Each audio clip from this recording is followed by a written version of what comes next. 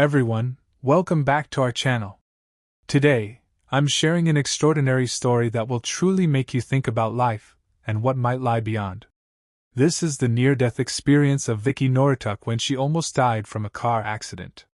Though she was born blind, her lack of sight didn't prevent her from seeing the beauty of heaven and God. It is a story that's both deeply personal and incredibly powerful.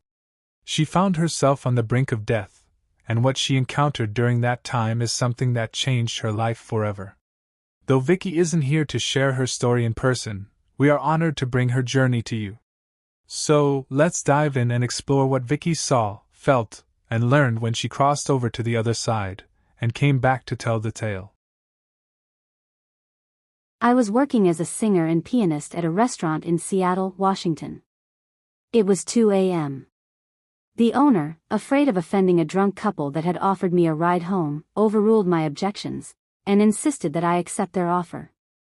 He refused to open up his office so I could get change for the pay phone to call a cab.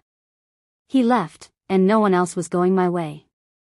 I reluctantly accepted the ride. As we drove along, the driver mentioned he was seeing double. The VW bus weaved through the streets. Near the base of Queen and Hill there was a squealing of tires, and we spun out of control. The driver's wife yelled, "Oh my God, we're crashing." Everything became very slow. I screamed. That was my last conscious in-the-body awareness. Dazed and disoriented, I felt myself leave my body through my mouth. Time still seemed stretched and elongated. I was rising into the air, above the street, confused. I saw my body briefly. There was an uncertain moment when part of me wanted to go back into it, but another part of me felt so neat being out. Then I returned. It was like returning to your house when you forget something. I don't remember the trip to Harborview Hospital. My first awareness in the emergency room was of being up near the ceiling. I could see again. Throughout this near-death experience I was in a state of stunned awe from seeing. In fact, it was so foreign to me that it was a continuous complication in my efforts to cope. But it was also like a foreign language that you don't understand, but that you ache to hear more of. Below me was a body on a cart I wasn't sure was me. I was shocked and aghast. The hair length was mine, and a lot of it had been shaved off. This may not make sense, but it took me so long to grow, and I loved my hair. It was like losing an important part of me. Blood caked the skull. Nearby I clearly saw a female member of the medical team. I felt drawn to her, and I can't explain why. But I had a great need to get her to understand me. Then I heard a male voice say that there was blood on my left eardrum, and that I might be deaf. I'm not deaf. I'm not deaf. I was screaming at him. Maybe she could tell him. Don't you hear me? I'm right over here. At this point, while the visual impressions floored me, they were secondary to my desire to communicate verbally, because that's the main way I've navigated through life. Then the female said, "We don't know how much brain damage there is, and if she might be in a vegetative state." I yelled at her, "I'm not in a vegetative state." I was so frustrated and angry because I was yelling with every ounce of strength I had, and it was like I didn't exist. I just wanted to get out of there. Almost immediately, as if in response to my thought, I was drawn up, sort of, vroom, right through the ceiling and then the hospital, rising through space. I saw lights. I don't know what they were from. But I didn't care, because I felt so free. I was giddy with the ease of movement I felt as I rose. I felt like screaming and shouting with intoxication. This might sound crazy, but it reminds me of the feeling a puppy might have when it rolls all over the grass, and doesn't even care where it's rolling. In the distance I heard the most beautiful sound, like wind chimes. It contained every single note you could imagine, from the lowest to the highest, all blended together. As a musician I was intrigued. There were so many different tones that I didn't know were possible. I was awed. Sucked head first into a dark tunnel, I was drawn by the wind toward a distant light that grew. There was a whooshing airy feeling, as though great, big monstrous fans were drawing me. The tube was comfortably wide. Occasionally I passed what looked like vents or windows in the sides of the tube. Through these I could see other beings both ahead of me and behind me in parallel tubes. They seemed to be expressing the same amazement I was experiencing. Inside I felt warmth throughout my being. As I neared the end of the tunnel, the light became brilliant. Just before I reached the end I could hear people singing. It was like all the hymns you've ever heard sung at once, and blending together harmoniously. I noticed there were no hymns about Jesus dying, or the sad songs of blood and pain. These were songs of praise and jubilation. As I listened I could pick out an individual piece. Somehow their combined singing was beautiful, not horrible. It was like what could be made in order there could not be made in order here. The jubilation filled me.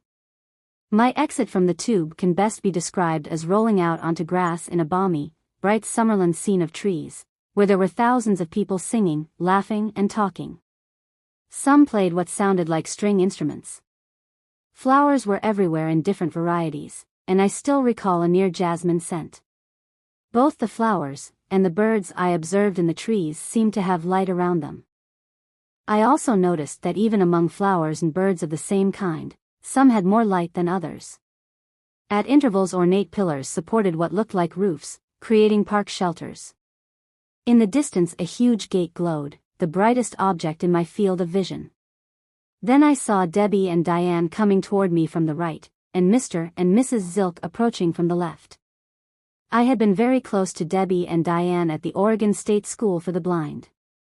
Debbie had died from a hydrocephalic condition when I was 10. Diane had drowned in the bathtub next to my room from a muscle spasm 4 years earlier. Even blind kids can be cruel, and because Debbie was quite overweight, moved ponderously and didn't talk very well, and because Diane would curse frequently at people, they were both shunned and made fun of by the other kids. I felt sorry for both of them and reached out to them because of that. Mrs. Zilk had been an elderly next-door neighbor who babysat me when my grandmother had to work. She had been a real sweet woman who went along with a lot of my imaginative playtime stuff. Debbie and Diane moved towards me gracefully. Both of them seemed to be healed inside, or somehow made better. I could feel them reaching out to me with love, Diane seeming to have an almost desperate desire to say something. In a place where time may have no meaning, there was then an instant when I knew everything, when everything made sense. It was like this place was where I could find the answers to all the questions about life, about the planets, about God, about everything. Suddenly I intuitively understood math and science, and I don't know beans about math and science. I hadn't asked about calculus. Now I understood it. Languages became unimportant. I knew them. Even without asking questions, answers were imparted about things I'd always wondered about. I had always been troubled about the Trinity. Now I was aware that the Father was what you might call the being/source aspect of God, that the Son was the doing aspect, and that the Holy Spirit was the imparter, the bringer of knowledge. I was aware that these three aspects of God, while separate, were also one, in the same way that a husband and wife are separate, yet one. As Debbie and Diane were approaching, now almost close enough to touch, I sensed a boundary across which I could not to go. Then Christ appeared. His light filled my vision. Holding out a raised right hand towards me, he said very definitely, "No," blocking me and them from coming closer to each other. It would be like someone preventing you from going over a cliff, or passing a certain point, beyond which you wouldn't be able to return. His face was strong and kind. He wore a beard and his hair was long. His gown, open at the chest, had a sash around the waist. I'm describing a form, but the incredible light he gave off outweighed it. Part of me could hardly stand to be around it, but yet I could stand it. It was like the light came out of his body directly, and he was made out of it. I was too, but my light was not nearly as intense as his.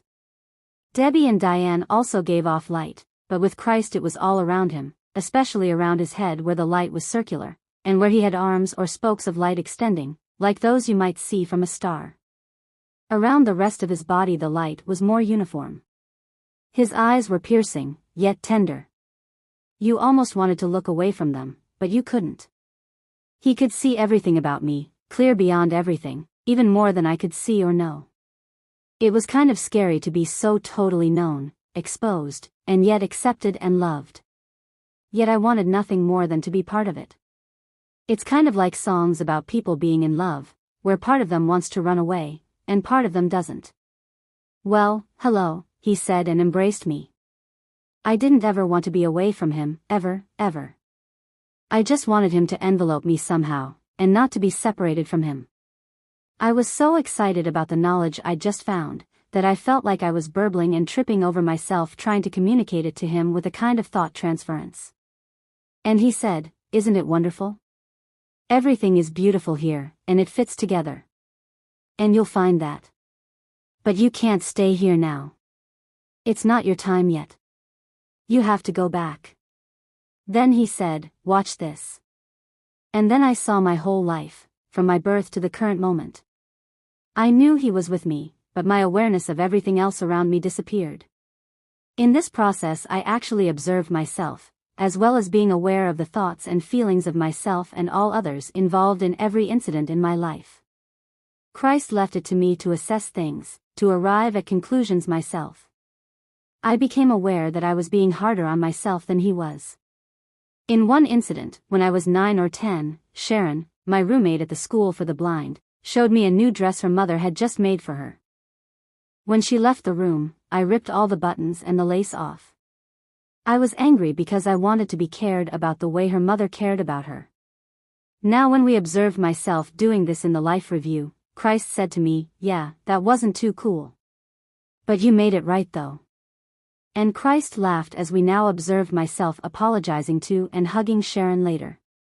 During this entire encounter with Christ, I believe he employed my vernacular as a way of relating to me. His laughter was hearty and supportive. Thinking about his reaction to that incident has helped me be less somber and uptight about things my children have done wrong. Then he asked me, "What have you learned from your life?" I answered that I thought it was important to be honest. Then Christ said to me, "You have to learn and teach more about loving and forgiving. Whether people deserve it or not is not the point. You shouldn't try to select those who you think should be forgiven, and those who shouldn't." He was referring to a tendency in my past to forgive only those who had apologized to me.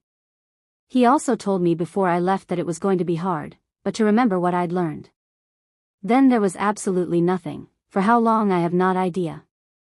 All of a sudden I felt heavy, and full of pain. I eventually awoke in the hospital to find that I had a skull fracture, a concussion, a neck injury, a back injury, and a leg injury. The things I've been through since my second near-death experience have been unbelievably hard. But I've learned a lot from them. I'm learning about separating the sin from the sinner. I'm learning about judging less and letting go of some of my past sense of smugness and superiority. Finally, I'm learning to care for myself enough that I no longer allow the negative thoughts of others to drag me down. I hope this story has resonated with you as much as it did with me. If it did, be sure to leave a comment below. I'd love to hear your thoughts, experiences, or any questions you might have. And if you found this video meaningful, don't forget to like, share, and subscribe for more content like this. Thank you for spending this time with me today. Until next time, take care and stay curious.